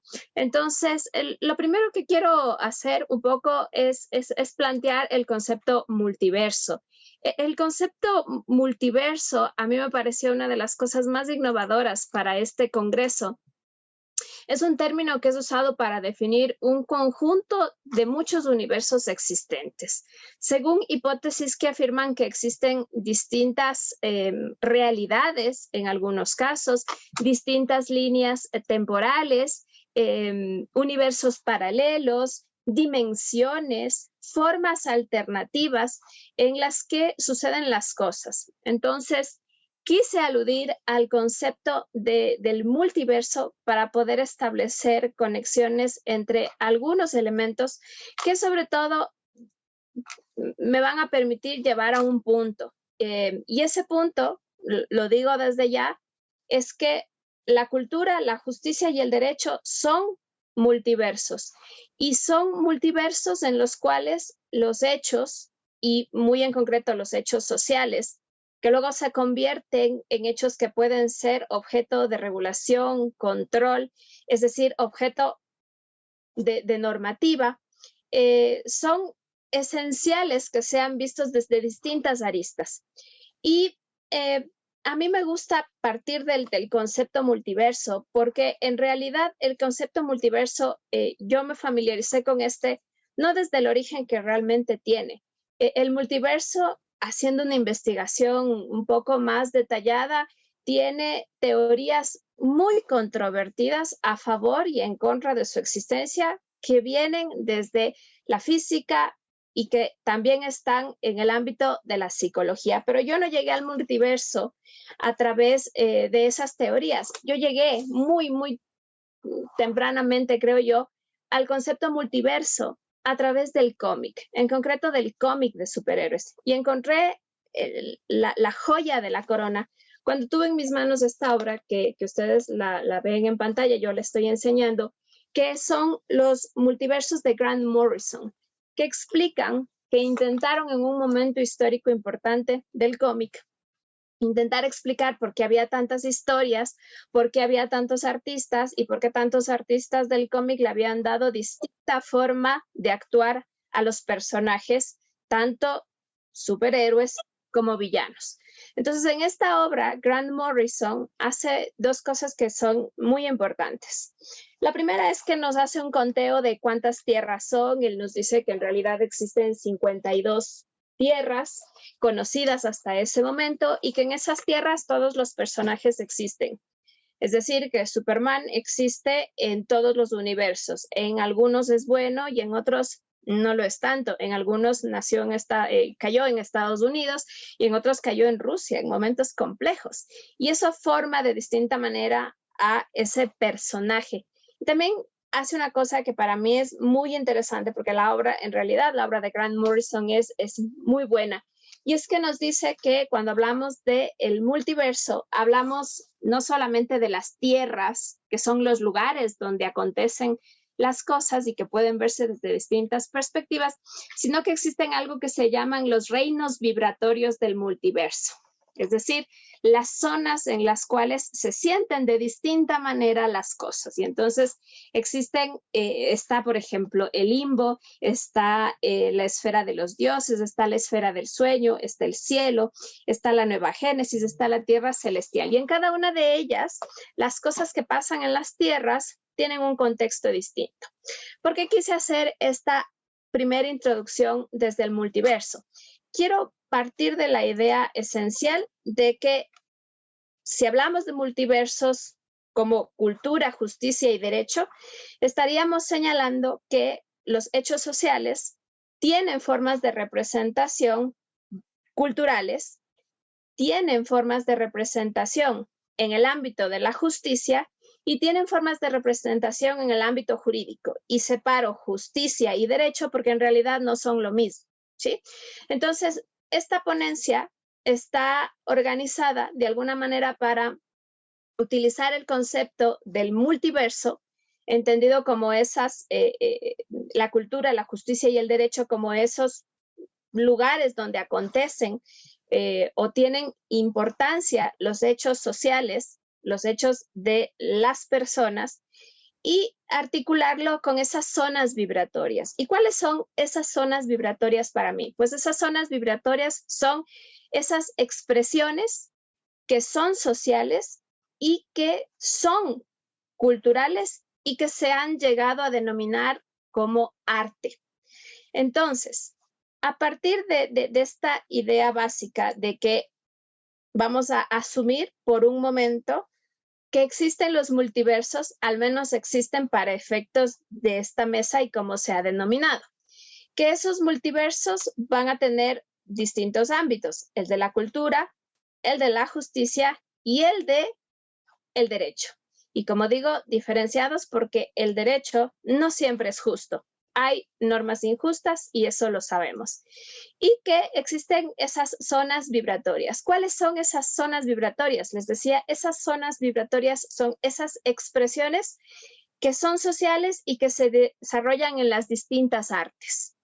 Entonces, para explicar esto, quiero remitirme muy brevemente a algo que escribí hace poco en un nuevo medio que se llama Bagre en el Ecuador, que es un medio que trata de reivindicar aquello que no es canónico, que no es lo usualmente bello, sino que rescata un nombre, un término que se utiliza mucho en el Ecuador para denigrar, que es el bagre.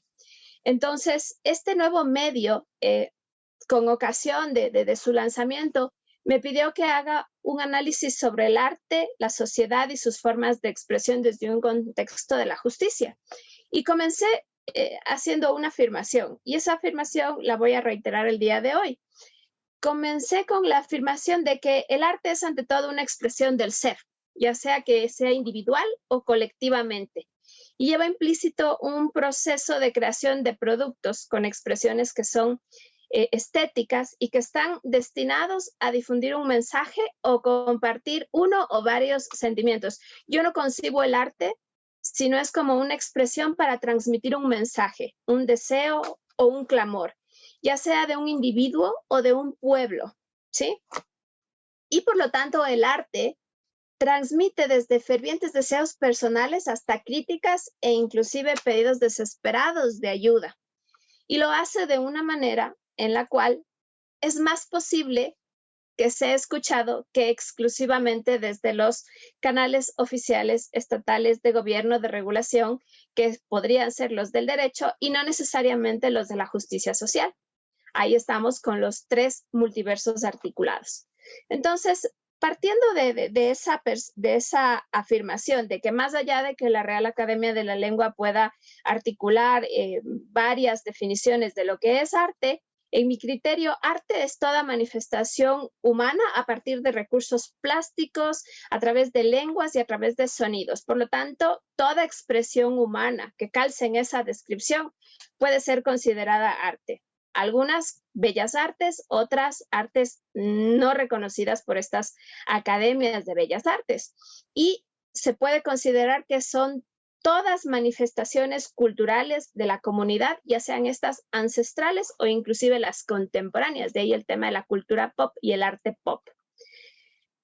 Como toda manifestación de comportamiento humano, la organización ha intentado siempre normar, regular, inclusive crear principios, estándares e incluso normas, y aquí entra el multiverso del derecho, ¿no es cierto?, para no solamente controlar las expresiones, agruparlas, clasificarlas, regularlas, sino también en muchas ocasiones limitar, restringir e incluso sancionar expresiones artísticas, expresiones culturales.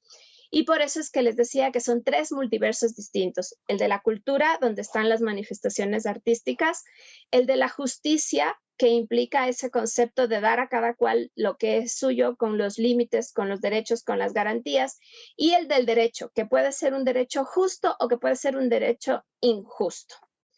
En el campo ya muy específico de las artes propiamente dichas, y hoy que estábamos hablando de los videojuegos, efectivamente, las artes usualmente, las más reconocidas, las primeras en ser reconocidas, son aquellas que en realidad se declararon como bellas artes porque estaban clasificadas así porque llamaban a su contemplación. Entonces ahí está la arquitectura, la danza, la escultura, la música, la pintura y la literatura. Y solían ser bastante elitistas. Este es un dato importante que hay que tener en cuenta. Solían ser bastante elitistas. En 1912, Riccio Canuto, espero haberlo pronunciado bien, en su obra El Manifiesto de las Siete Artes, agregó a este listado al séptimo arte, al cine, lo cual también nos lleva a decir que el teatro y las artes escénicas están dentro de esta gran categoría. Más recientemente se ha venido también reconociendo a la fotografía como el octavo arte, al cómic, que es uno de mis favoritos, como el noveno. Le siguen desde el 2011 los videojuegos, reconocido de manera oficial, que es de lo que hemos estado hablando en las presentaciones anteriores, y también, aunque no lo crean, el ancestral origami o plegado de papel, que es originario, ustedes saben, de China, de los siglos I y II después de Cristo, y que llegó a Japón a partir del siglo VI. Una actividad artesanal tan antigua como la cultura que lo practica, pero que es reconocido como arte apenas recientemente. Entonces, estas son las artes que se les conoce como las artes canónicas, las bellas artes. Y existen otras que todavía no son reconocidas y que para mí son extremadamente importantes. Y esas también son expresiones artísticas. Pienso, por ejemplo, en un tatuaje. Un tatuaje es una manifestación artística que no es reconocida por sí sola como arte, como tatuaje, pero que es una expresión y que es una expresión que puede tener su forma de valoración en cada uno de estos multiversos.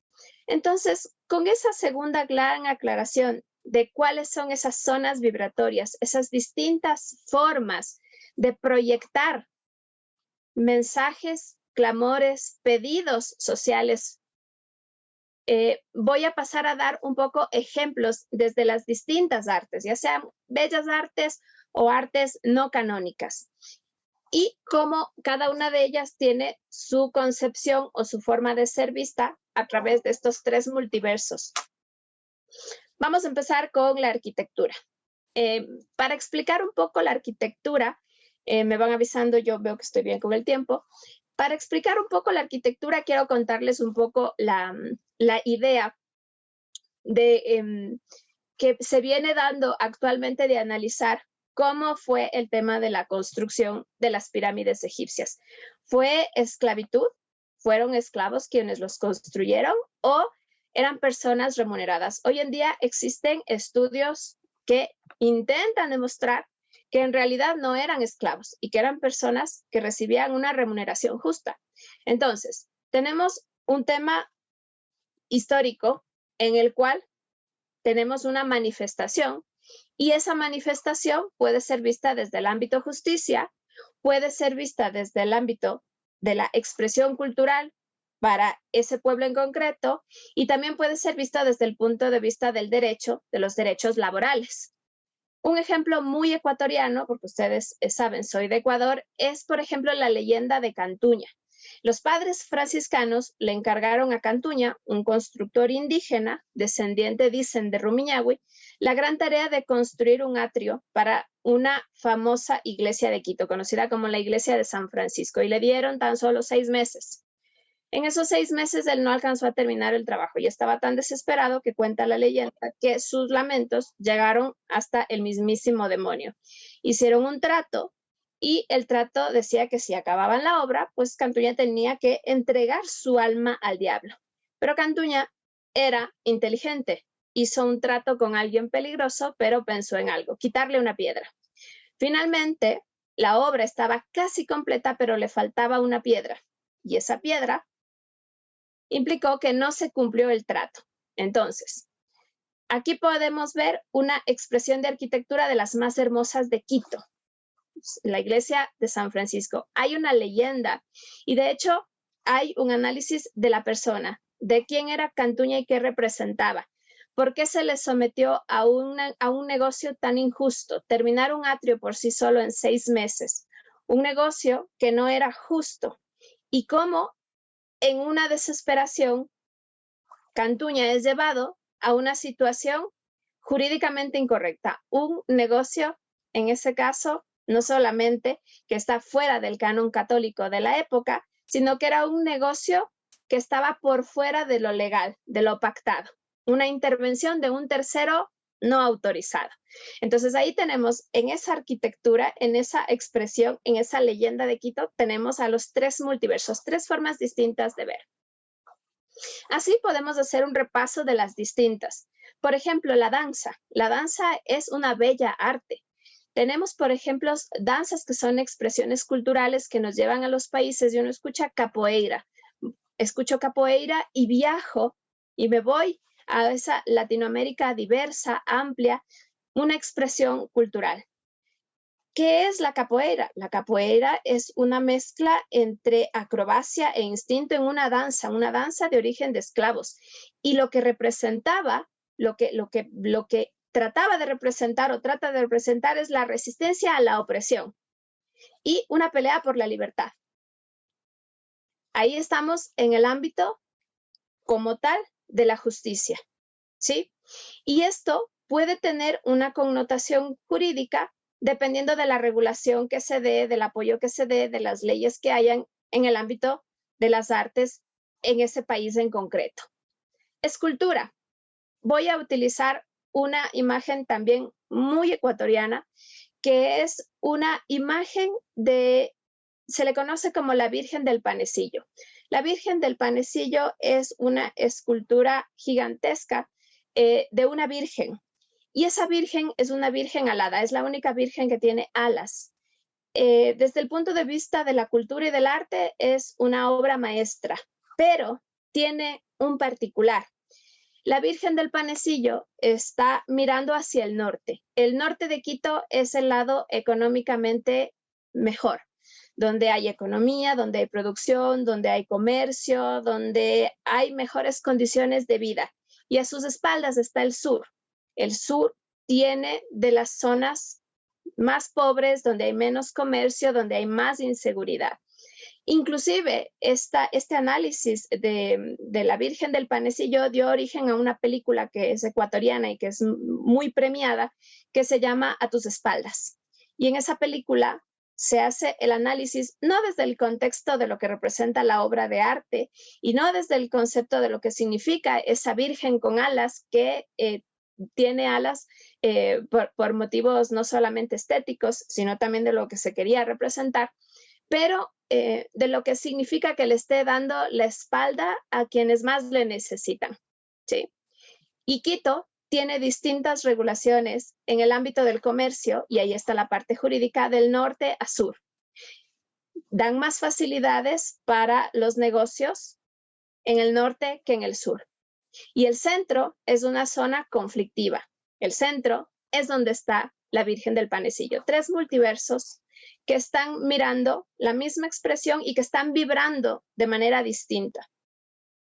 Asimismo, en música, en pintura, en literatura, existen muchísimas expresiones. Por ejemplo, en música, yo siempre recuerdo, y esto no lo investigué yo, esto es obra de investigación de una compañera mía de la Universidad Andina Simón Bolívar, que es la doctora Lina Parra. Ella hizo un análisis muy profundo sobre la música como fuente de investigación jurídica y presentó un conjunto de 20 piezas musicales en las cuales se hablaban de serios problemas sociales, se hablaba de represión, se hablaba de injusticia a través de las canciones. Y una canción que a mí literalmente me rompió el corazón fue la de Betty Álvarez de 1963. Aunque mi amo me mate, a esa mina no voy, porque no quiero morirme en un socavón, porque no quiero morirme en un socavón. Es una muestra de arte, por supuesto. La música es una de las bellas artes.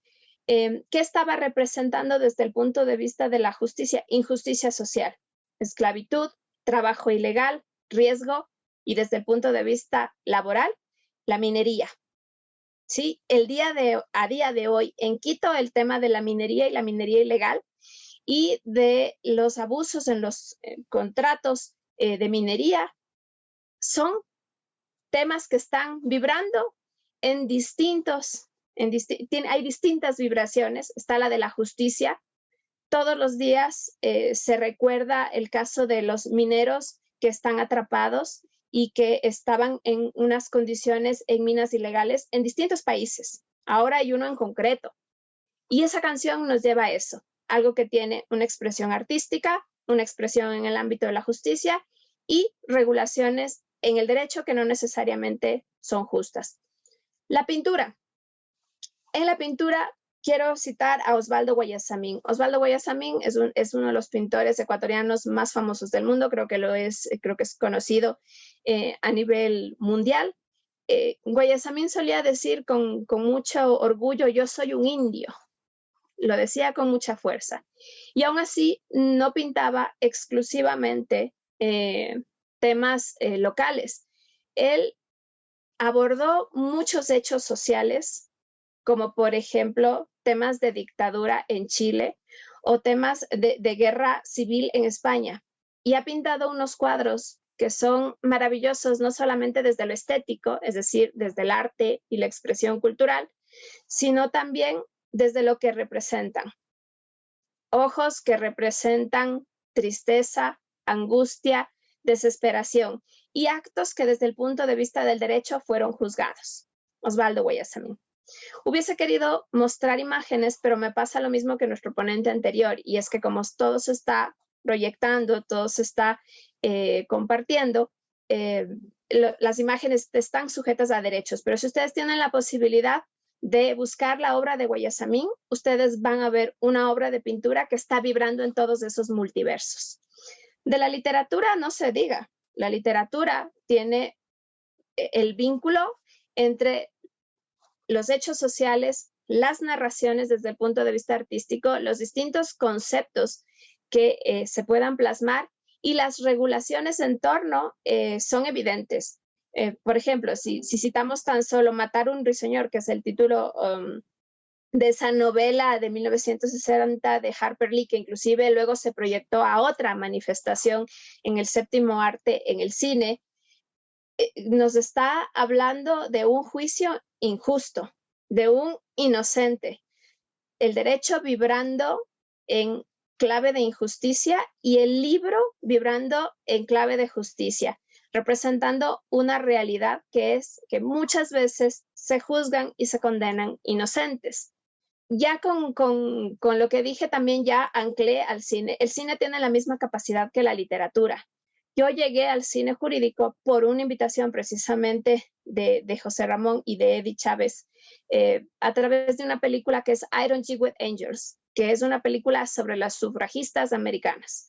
Esa es una obra de arte como tal, como una pieza de cine impresionante porque representa la realidad, el hecho real, que fue un hecho profundamente injusto de manera muy cercana a la realidad y que nos da cuenta de cómo fue el proceso jurídico de modificar la Constitución. ¿Para qué? Para que haya sufragio femenino. Entonces ahí están, a través de una expresión artística, evidenciadas cómo ese mismo tema vibra en los distintos multiversos. El teatro y las artes escénicas. Aquí también quiero poner un ejemplo ecuatoriano. Nosotros tenemos en el Ecuador un grupo que se llama el Grupo Mala Hierba. El Grupo Mala Hierba tiene varios de sus actores, son abogados y son abogados de derechos humanos. Y la gran mayoría de las obras que están representando topan estos temas. Uno de los que más me impresionó a mí fue una obra que presentaron no en su teatro, sino en la Universidad Andina Simón Bolívar, y que representaba los momentos en los cuales ciudadanos cubanos fueron expulsados del Ecuador y cómo las familias se destrozaban y cómo se separaban y cómo hablaban del tema de la migración. Otro grupo interesante fue el de las Marujitas aquí en Ecuador. Ellas presentaron una obra que era muy interesante. Era de hecho un monólogo que se llamaba La Marujita se ha muerto con leucemia. Y es una obra de teatro que es una expresión artística maravillosa en la cual se habla de muchísimos temas sociales y que eran tabú en los momentos en los cuales se lanzó la obra, se lanzó el monólogo. Y fue una forma de hablar de la regulación de la salud pública y de cómo una persona que fue discriminada por las elecciones que tomó en la vida no pudo tener acceso a salud pública y consecuentemente con una afectación a sus derechos. Ya entrando en otras manifestaciones, como por ejemplo la fotografía. La fotografía es efectivamente un arte ya reconocido, pero la fotografía tiene la capacidad de capturar la realidad. Y eso en la fotografía es maravillosa. Creo yo que de las mejores manifestaciones de fotografía son aquellas que nos representan en tiempo real cómo ciertos fotógrafos arriesgan su propia vida para capturar, por ejemplo, conflictos armados.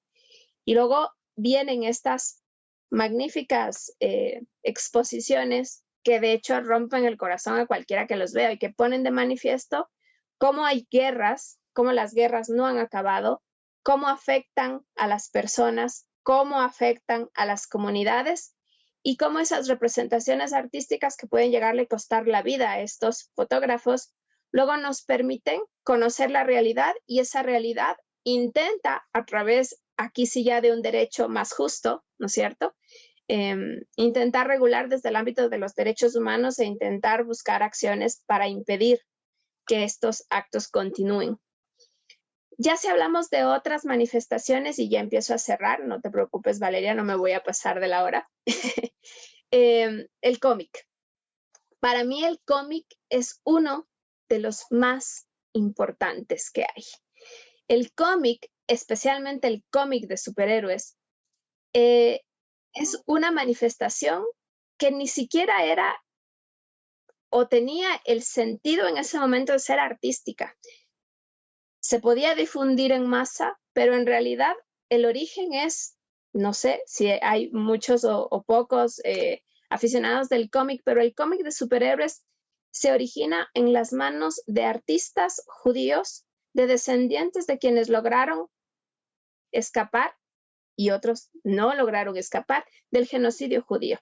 Jerry Siegel y Josh Shuster, que son los creadores precisamente de Superman, son descendientes de familias que fueron afectadas por ese genocidio.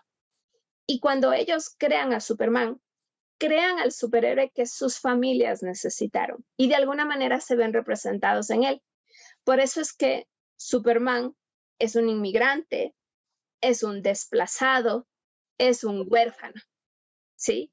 Y es un huérfano que tiene que ocultar su verdadera identidad para no ser discriminado y para no ser perseguido. Y que tiene la capacidad como tal, ¿sí? Tiene esa capacidad de aniquilar si quisiera el mundo, pero decide ser bueno y justo. Luego eso puede ser interpretado sobre el espíritu americano y el rol que tenían los superhéroes para ese constructo de esa América tal como la conocemos, de ese Estados Unidos como la potencia que se le conoce y el rol que el cómic tuvo. Pero el hecho cierto es que los superhéroes, los que vieron la luz los primeros años, nacieron para luchar contra las injusticias, ¿sí? Y por eso es que el cómic es una de las representaciones más importantes que hay, porque a diferencia de las bellas artes, que eran elitistas, que era inclusive difícil alcanzar, poder ver obras de arte de los grandes pintores en algunos tiempos era casi imposible si no tenías recurso económico, el cómic es de acceso masivo. Llegaba a las masas y difundía un mensaje clarísimo, la justicia. Vibraba en un multiverso que luego terminó convirtiéndose en múltiples multiversos. Y luego hay otras formas de expresión que, como les decía, que no son artes reconocidas canónicamente, no hay una academia de bellas artes sobre los tatuajes, pero que son manifestaciones, y son manifestaciones importantísimas. Los marines tienen sus tatuajes y se identifican dependiendo de la unidad en la que esté, tienen un tatuaje, pero también los integrantes de pandillas. Y tener un tatuaje en algún punto de la vida puede representar la diferencia entre la vida y la muerte dependiendo de dónde estés, en qué zona estés vibrando. Así que lo que les quería decir con esta ponencia es que en realidad los multiversos, más allá de las teorías desde la física, desde la astrofísica e incluso de la psicología, los multiversos pueden ser entendidos como distintas formas de expresión de las cosas. Las cosas que a nosotros nos interesan son los hechos sociales, porque los hechos sociales son hechos sociales que pueden verse vistos de justicia o de injusticia y pueden ser adecuada o inadecuadamente tratados por el derecho. Y el mensaje con el que yo siempre cierro, aunque puedo aburrir si es que ya me escucharon en otros congresos, esto les va a aburrir, es que todas las expresiones artísticas sirven para investigar derecho, para enseñar derecho, pero sobre todo sirven para ver cómo la sociedad se expresa a través de esas manifestaciones artísticas y escucharle para tener leyes más justas.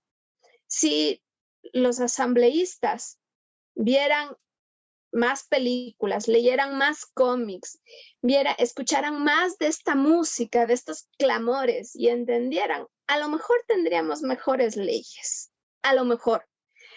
Pero sí creo que al menos los abogados tenemos esa capacidad de ir a esas fuentes que no son exclusivamente la norma, la sentencia, como bien lo escuché, el positivismo que todavía es tan fuerte, ¿no? Ampliar la mente y ver que las personas nos expresamos a través de distintas formas. Y en cada forma de expresión está un pedido, un clamor o como mínimo un deseo que debe ser respetado. Dicho esto, les agradezco muchísimo por su tiempo. Espero que haya sido de su agrado y estoy dejando los 10 minutos que me pidieron en caso de que haya preguntas. Muchas gracias. Muchísimas gracias, Edi, por tan completa participación. Nos hablaste del capoeira, nos hablaste de la arquitectura, nos hablaste de las pirámides de Egipto, que a mí me pareció un ejemplo, una investigación muy interesante sobre si las pirámides fueron construidas con esclavos o no. Y también nos llevaste en un viaje hacia el cómic, ¿no? Nos explicaste cómo es un medio masivo para divulgar la justicia, eso es muy importante. Y también el ejemplo que acabas de dar sobre las bellas artes, que antes las bellas artes iban dirigidas a un grupo elitista y que nosotros estamos, bueno, con el estudio del cómic, con los multiversos, pues estamos llegando a públicos más masivos. Le cedo la palabra a José Ramón Narváez para que dé sus conclusiones y le recuerdo que a las 7:55 tenemos que terminar. Sí, gracias, Vale. Como no va a dar tiempo de preguntas, yo sugiero que los ponentes y las ponentes pongan en el chat sus datos de contacto. Casi todos tenemos Twitter, ¿no?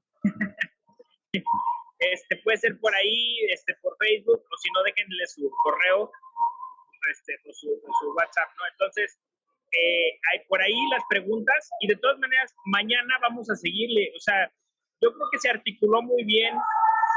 Yo estuve pensando, tal vez Eddie tendría que haber estado al principio y entonces ya después hablar de videojuegos, pero creo que está bien porque empezamos de manera intuitiva y ya después tú veniste a explicar o a darle método. Ya Juan Sebastián nos anticipó que mañana vamos a continuar con este rollo. Como bien lo dijiste, son cosas que traemos ya de años atrás, de la Red Iberoamericana de Cine y Derecho, del grupo que está trabajando en la UBA con Rabinovich. Nos unimos, hicimos sinergias.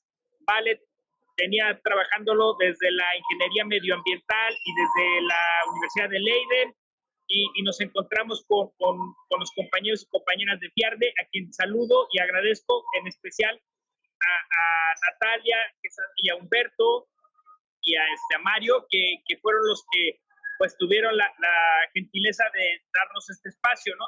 Entonces, son sinergias de antaño. Hablamos de narrativas, como nos dijiste, Eddie, y ahora ya decimos que esas narrativas son complejas, ¿no? Son multiversales. Me gustó el término de vibrar, y empezamos a soñar, ¿no? A ampliarnos. A propósito de ahora de Sandman, que estoy viendo esa serie y me tiene fascinado, me tiene loquito, porque, o sea, justo eso, ¿no? Peter Heber le dijo que la Constitución, en parte, son sueños, o sea, son los anhelos de un pueblo, ¿no? Entonces hay una parte de reforma constitucional que debiera basarse en los sueños de las personas, ¿no? Y bueno, pues explorar todas estas cosas que nos estás proponiendo. En México tenemos una larga tradición de historieta, ¿no? Fantomas, la familia Burrón con sus problemas sociales, Fantomas con temas de justicia internacional, de economía. Tenemos una larga lista de cómics muy interesantes que han marcado incluso pauta en América Latina, ¿no? Bueno, ahí con Vale hemos discutido sobre el libro vaquero, pero bueno, pues tiene su tema ahí también artístico, y yo pensaba en el stand-up, por ejemplo, ahora, ¿no? Que se discutía mucho si era una forma teatral importada, y si nosotros teníamos la carpa, y si teníamos el monólogo en su momento, y influencias de otros lados. Creo que el tema es infinito, y si nos siguen invitando a FIARDE, vamos a venir a molestar con esos temas disruptivos, porque como vieron, en videojuegos está impresionante en las áreas de oportunidad que hay, ¿no? Es música, es arte gráfico, es tecnología, son patentes en su momento, o sea, es increíble lo que va. Ya hay grupos musicales que estrenan sus temas musicales en un videojuego. Las sinergias son increíbles. Mañana no se lo pierdan, tenemos una polémica porque Tenoch Huerta, un mexicano, va a hacer un papel en la nueva fantasía de Marvel, en Wakanda Forever, de Black Panther, que es un cómic social que viene de los años 30 y donde estaban incluyendo a la comunidad afroamericana, ¿no? Y ahora ponen a un personaje indígena, latinoamericano, mesoamericano, ¿no? y se armó una polémica aquí tremenda del cómic, que es tan importante para la inclusión y que la gente cree que es progre porque ahora está en el cine. No, es un tema de hace mucho tiempo. Va a aparecer este personaje que trae todo el asunto del movimiento prieto, y hay una polémica que ya mañana, si quieren, les platico un poco más. Pero yo encantado de escucharlos, con muchas ganas de escuchar mañana a lo que sigue. Mañana va a estar Eddie Chávez, aquí ya citaste, va a estar Juan Sebastián, César Oliveros Saya, de Colombia, que está con todos estos términos de biotecnología, ¿no? Cronenberg, que es su director favorito, le raya todas esas cosas de las investigaciones genómicas y eso. Y vamos a tener claro, y Arminda Labastida, que tiene un programa de arte y derecho en México y que ha estado como también impulsando el tema. Entonces, me da mucho gusto también que además sea casi paritario, ¿no? Este espacio, que haya muchas mujeres. Estoy encantado. Gracias de nuevo. Cedo los micrófonos a Valeria, a los organizadores, Natalia, y por ahí te vi. Gracias de todo corazón. Muchas gracias. Estoy muy agradecida tanto con Valeria como contigo, José Ramón. Un gusto, un placer, polémico como siempre. Eso buscábamos en este FIARDE, en el área de teatro en específico, causar polémica, y creo que este es el 4º día y seguimos causando polémica. El lunes hubo polémica si el cine o no se debe de haber un manual para ver cine, cuestión que mitificaron completamente. En literatura, con Manuel de J. Jiménez, hubo una discusión hermosa. Ayer en teatro tuvimos todo lo que es los estímulos fiscales y todas las faltas. Y hoy, gracias por empezar este gran cierre. Se me adelantó José Ramón a decirles que esta mesa estuvo dividida en 2 partes. Gran cierre, José Ramón, muchísimas gracias. El día de mañana los quiero seguir invitando, como ya bien lo dijo José Ramón y Valeria, Multiversos, la segunda parte de la cultura, justicia y derecho. Habrá segundas partes malas o buenas, lo sabremos en este congreso si hay segundas partes malas en mesas, o se pone mejor o se abre más discusión. Muchísimas gracias a todo nuestro auditorio.